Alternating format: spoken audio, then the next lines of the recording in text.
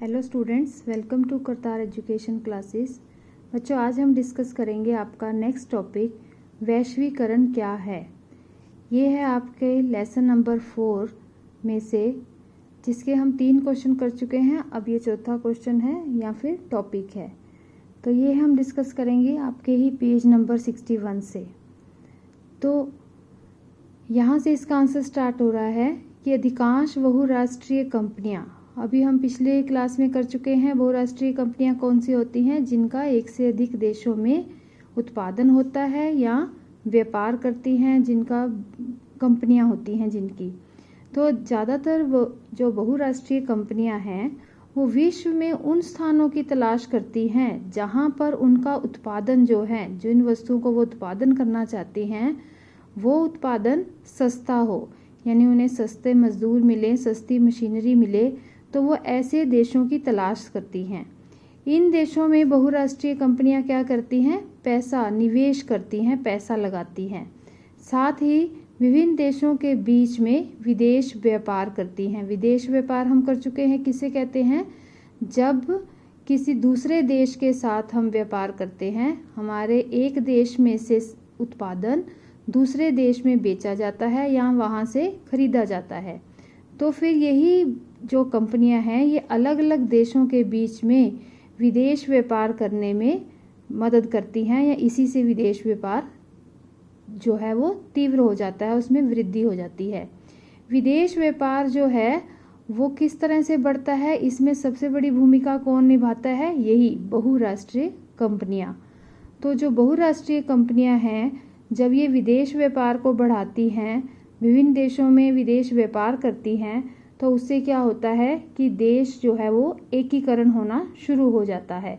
जैसे कि उदाहरण दिया हुआ है कि भारत में फोर्ड मोटर्स जो कार बनाती हैं, ये फोर्ड मोटर्स जो हैं ये भारत के लिए ही कारें नहीं बनाती हैं, बल्कि विश्व के अन्य देशों के लिए भी कारें बनाती हैं। और उन जहाँ पर इनके कारखाने हैं, विश्व में जहाँ भी इनके कारखाने हैं, वहाँ के लिए ये कारों के पुर्जों को भी निर्यात करती हैं। तो इस तरह से ये बहुराष्ट्रीय कंपनियां अलग अलग देशों में अपने उत्पादन को भेजती हैं।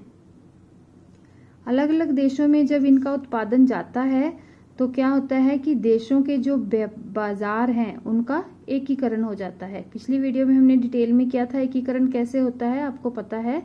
तो जब इन बाजारों का एकीकरण हो जाता है, यानी कि सारा विश्व जो है उसके बाजार जो हैं, सारे विश्व जो है वो एक बाजार की तरह हो जाता है।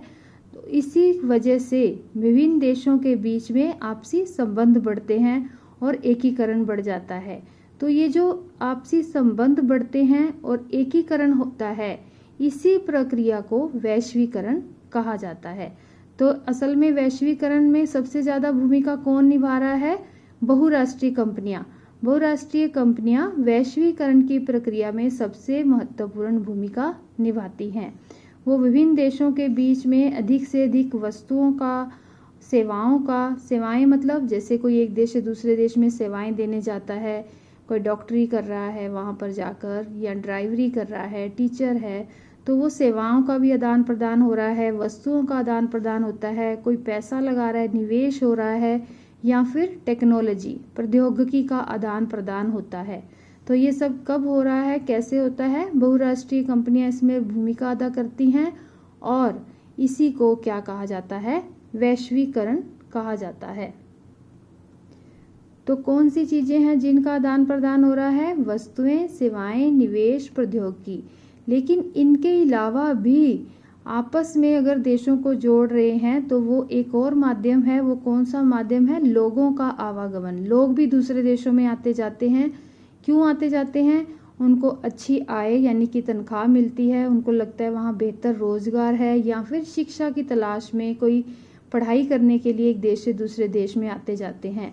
तो इससे भी आपस में हमारे संबंध बढ़ते हैं और वैश्वीकरण में वृद्धि होती है। लेकिन अभी कुछ दशकों से, कुछ सालों से जो आपसी देशों में कुछ प्रतिबंध लगने के कारण जो लोगों का आना जाना है उसमें थोड़ी सी कमी आई है। लेकिन वैश्वीकरण में आपने याद रखना है, वस्तुएं, सेवाएं और निवेश प्रौद्योगिकी जो है इनका मेन रोल है, इनका आवागमन होता रहता है। तो इसको हम शॉर्ट में कैसे लिख सकते हैं? ये है आपका पेज नंबर 60, 69, 61 जहाँ से हमने इसको डिस्कस किया है आपकी बुक का। वैश्वीकरण कंपनियां विश्व में ऐसे देशों का निवेश करती हैं जहां पर उत्पादन सस्ता होता है। विदेश व्यापार इन्हीं कंपनियों के द्वारा होता है, जैसे कि उदाहरण के लिए भारत में फोर्ड मोटर्स का उदाहरण दिया हुआ है। और इस अतः वैश्वीकरण एक प्रक्रिया है जिसमें विभिन्न देशों में आपसी संबंध बढ़ते हैं और एकीकरण होता है। वैश्वीकरण में वस्तुओं, सेवाओं, निवेश, प्रौद्योगिकी का आदान प्रदान होता है। तो इस टॉपिक में आपके मेन 3 क्वेश्चन बनते हैं कि वैश्वीकरण प्रक्रिया में बहुराष्ट्रीय कंपनियां किस प्रकार से भूमिका अदा कर रही हैं, बहुराष्ट्रीय कंपनियों के द्वारा कैसे वैश्वीकरण संभव हुआ है, या फिर वे कौन से तरीके हैं जिनके द्वारा विभिन्न देश जो हैं आपस में जुड़ गए हैं। तो वो कौन से तरीके हैं? आपस में आदान प्रदान, किस चीज़ का कौन सी चीज़ों का आदान प्रदान हो रहा है? वो है वस्तुएं, सेवाएं, निवेश, प्रौद्योगिकी के द्वारा और बहुराष्ट्रीय कंपनियों के द्वारा जो देश हैं आपस में जुड़ गए हैं। 3rd क्वेश्चन आपका सिंपल है, वैश्वीकरण का क्या अर्थ है। तो मुझे उम्मीद है आपको ये अच्छे से समझ आया होगा। Thank you, have a nice day, God bless you all.